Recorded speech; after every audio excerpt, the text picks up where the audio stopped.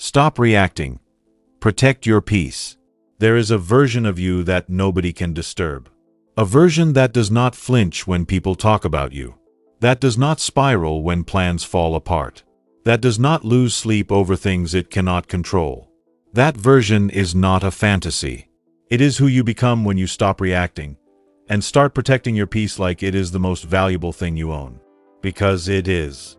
Welcome to Wisdom Unlocked, where ancient wisdom meets your modern life. The cost of reacting. Think about the last time someone said something that ruined your entire day. Maybe it was a comment, a look, a message, a betrayal. Something small that your mind turned into something enormous. And just like that, your morning was gone. Your focus was gone. Your energy was gone. Hours of your life surrendered to something that will not matter in a year. This is what reacting costs you. Not just your mood, your time, your creativity, your relationships, your health, your opportunities. Every time you react without intention, you pay with pieces of your life. The Stoics understood this deeply. Marcus Aurelius wrote that you have power over your mind, not outside events. Realize this and you will find strength. But here is what most people miss about that quote. It is not just a nice idea. It is a daily discipline, a practice, a skill that must be built, the same way a muscle is built, through consistent, intentional effort. And today we are going to build it together. Why we react. Before we talk about how to stop reacting, we need to understand why we react in the first place. Because you are not weak for reacting. You are human. Your brain is wired for survival. Thousands of years ago, a fast reaction meant the difference between life and death. Your nervous system learned to treat emotional threats the same way it treated physical ones. Someone criticizes you, your brain reads it as danger. Someone ignores you, your brain reads it as rejection, and rejection once meant being cast out from the tribe, which meant death. So your body floods with cortisol. Your heart rate rises. Your thinking narrows. And before your rational mind even has a chance to speak, you have already reacted. This is not a character flaw. This is biology. But here is the truth that changes everything. You are not living in the ancient world anymore. Most of the threats your nervous system reacts to today are not real threats. They are perceived ones. And the moment you understand that, you gain the ability to pause, to breathe, to choose. That pause is everything. What protecting your peace actually means. People misunderstand peace. They think it means avoiding conflict, hiding from hard things, building walls so high that nothing can touch you. That is not peace.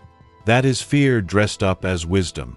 Real peace is not the absence of chaos around you. It is the presence of stillness within you, even while the chaos is happening. The Stoics called it the inner citadel, a fortress inside the mind that no external force could penetrate. Not loss, not betrayal, not failure, not the cruelty of other people. Marcus Aurelius ruled an empire during plagues, wars, betrayals, and personal tragedy. And through all of it, he kept returning to his inner citadel.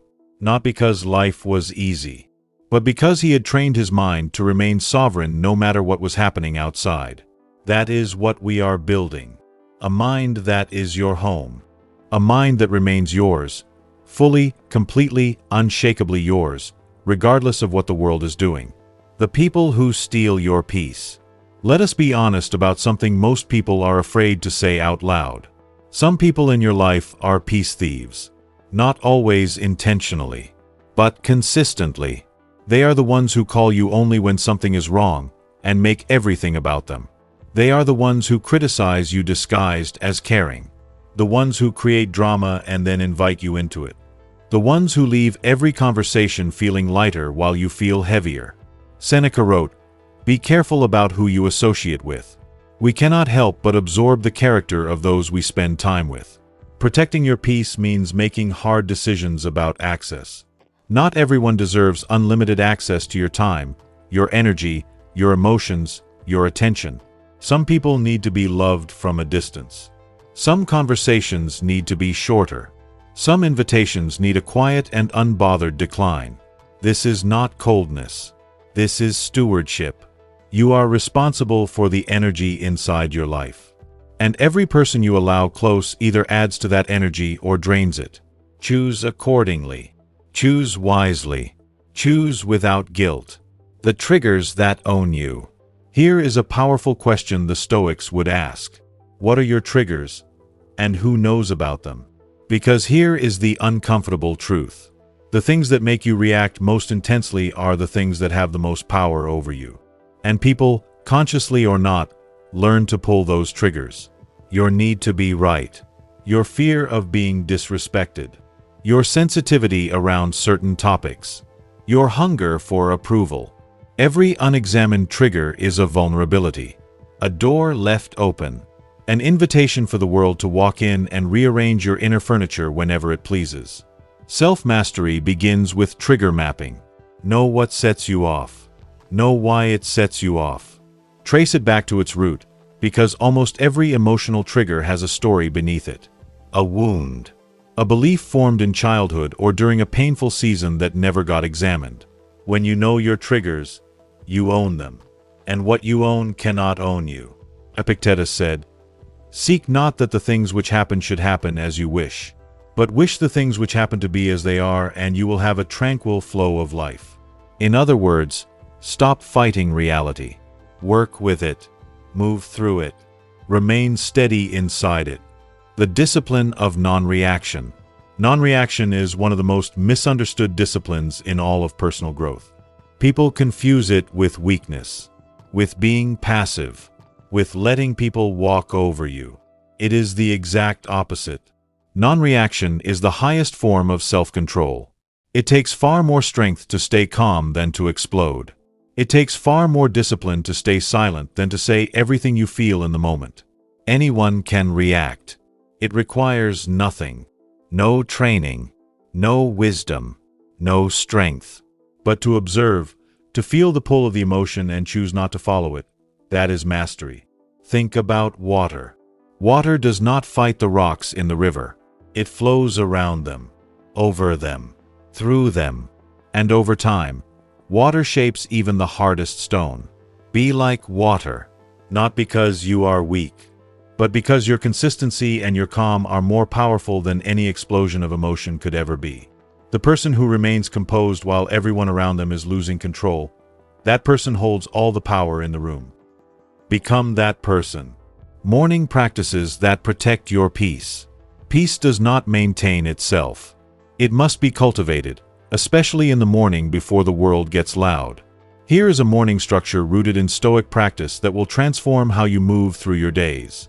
The first thing, before your phone. Every morning your phone is a portal to other people's emergencies, opinions, and agendas. The moment you open it, you hand the first and most valuable moments of your day to everyone else. Before your phone, sit. Breathe. Be still for 5 minutes. Let your mind wake up on its own terms.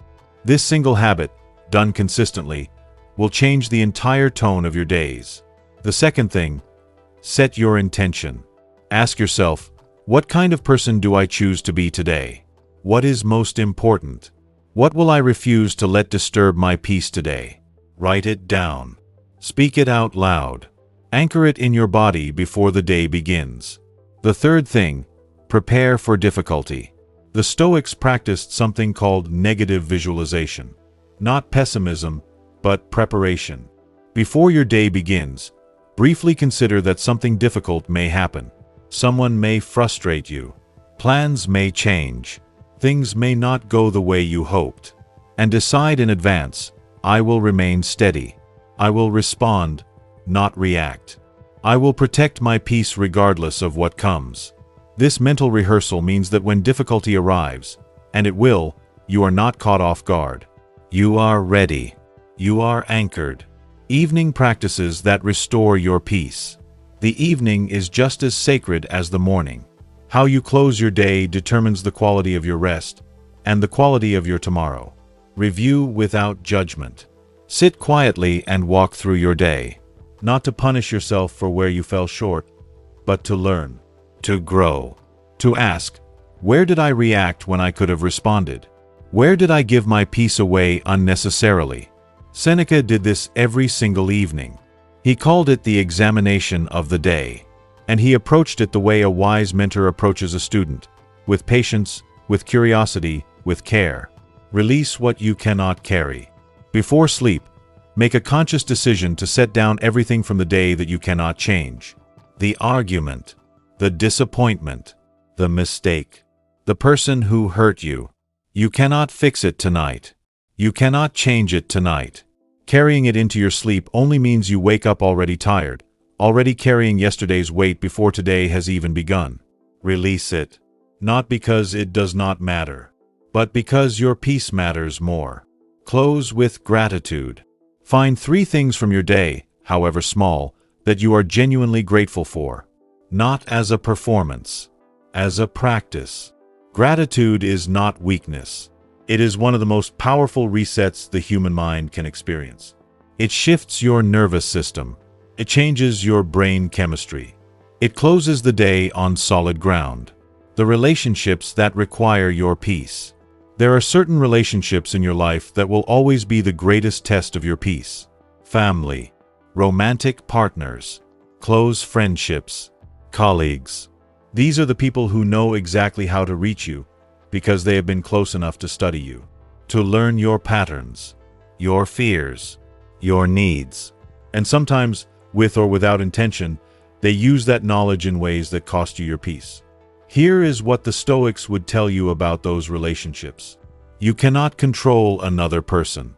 You never could. Not their choices, not their words, not how they show up for you. But you can always control your response. You can choose not to match their energy when they are angry. You can choose not to absorb their anxiety when they are afraid. You can choose to love someone fully and still maintain your own inner stillness. This is what healthy love looks like through a Stoic lens. Not detachment, not coldness, but emotional sovereignty. Loving someone without losing yourself in them. Being fully present without being fully controlled by them.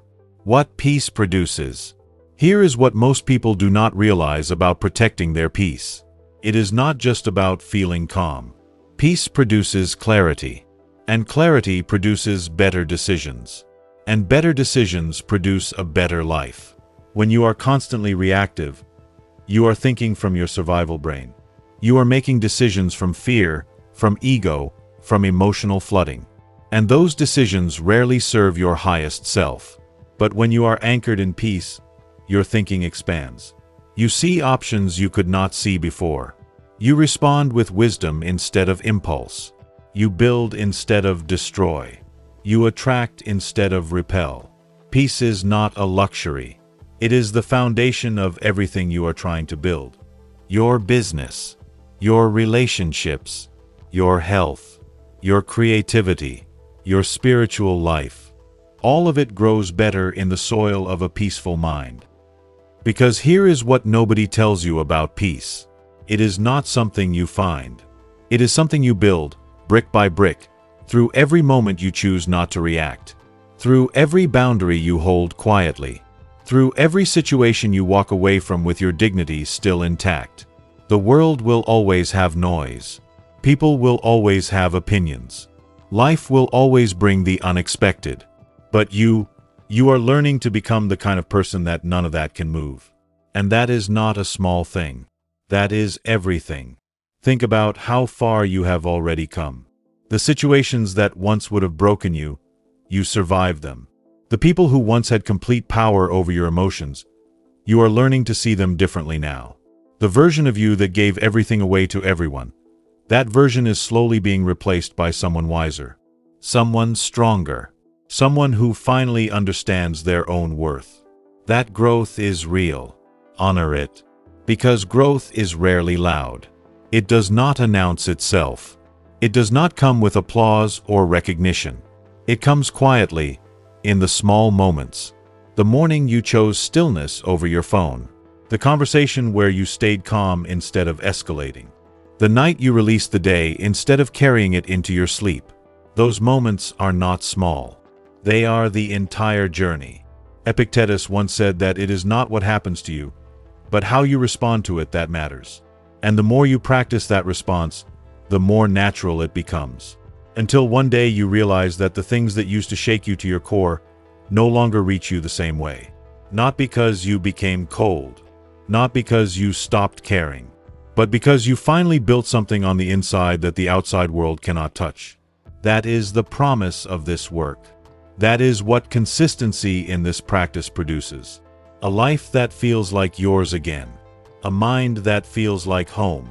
A peace that does not depend on circumstances, because it was never built on them to begin with. So keep going. On the days when it feels impossible, keep going. On the days when old patterns pull you back, keep going.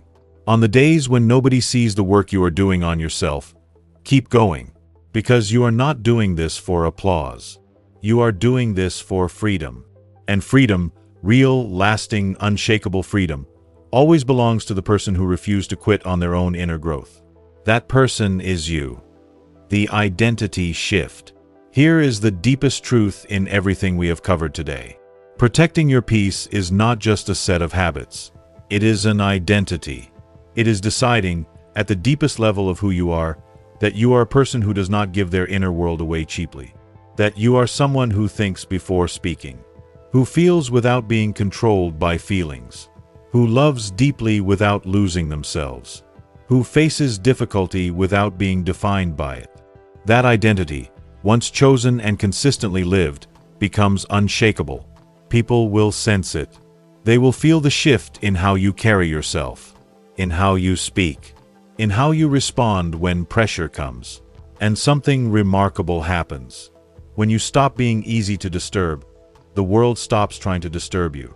When you stop being easy to manipulate, the manipulators move on. When you stop needing external validation, you stop attracting people who weaponize it. Your peace becomes a signal, a standard, a boundary that communicates everything without a single word. You were not made to live in a constant state of reaction. You were not made to give your mornings to anxiety, your evenings to replaying arguments, your energy to people who do not deserve it. You were made for more than that. And it begins with a single decision, made today and remade every morning, that your peace is not negotiable, that your inner world belongs to you, that no person, no situation, no failure, no opinion has the authority to steal what God and time and experience have built inside you. Protect it, guard it, cultivate it daily. This is the Stoic way. This is the way. If this spoke to something real inside you today, subscribe right now. Hit the notification bell so you never miss what comes next. Share this with someone who needs to find their peace again. And remember, the most powerful thing you will ever protect is the stillness within you. We will see you in the next one.